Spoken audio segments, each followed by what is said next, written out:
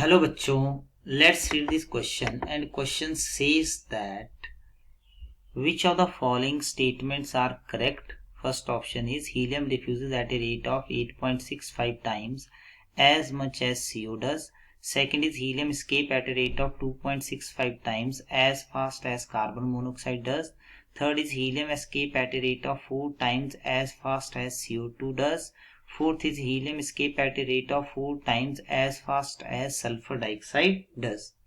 तो देखिए यहाँ पर सबसे पहले हम बात करते हैं की कंसेप्ट की कि की कंसेप्ट हमारे पास क्या आता है।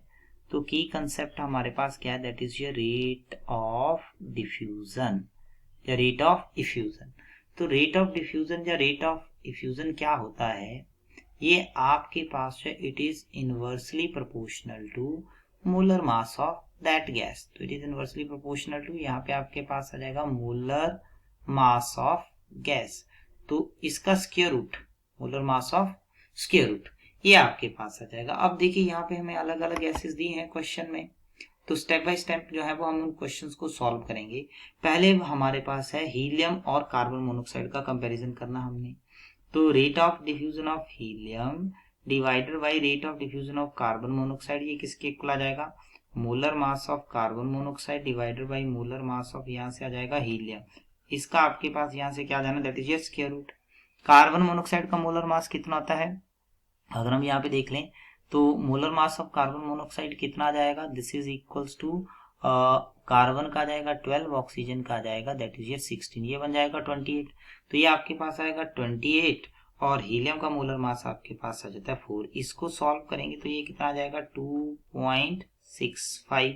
तो इसका मतलब है rate of diffusion of helium is equals to 2.65 time rate of diffusion of CO। तो जो हीलियम है वो आपके पास जो है 2.65 टाइम फास्ट डिफ्यूज होगी एज CO।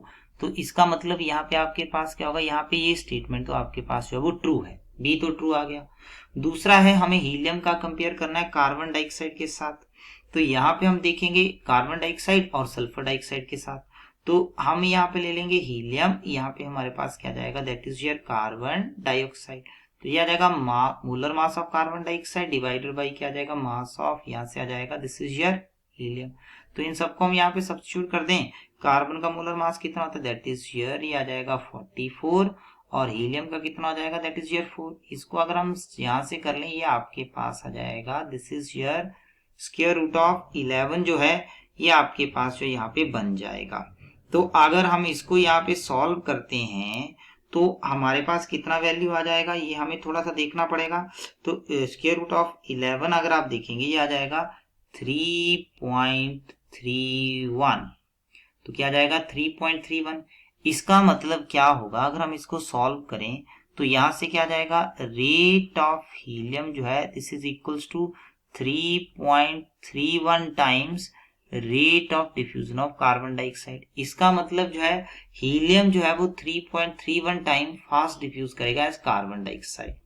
अब लास्ट हमारे पास जो कंपैरिजन दिया गया है वो कंपैरिजन हमारे पास यहाँ पर दिया हुआ है, दैट इज योर, जिसको हम बोलें सल्फर डाइऑक्साइड। तो सल्फर डाइऑक्साइड की बात करें, rate of diffusion of helium divided by rate of diffusion of, यहाँ से क्या बनेगा, sulphur dioxide.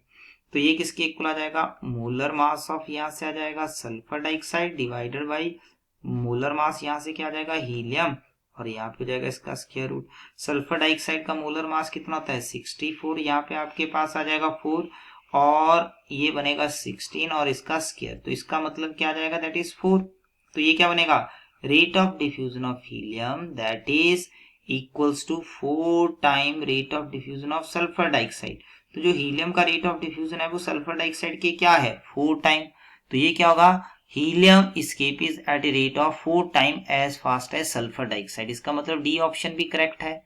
So final option is final answer is B and D option.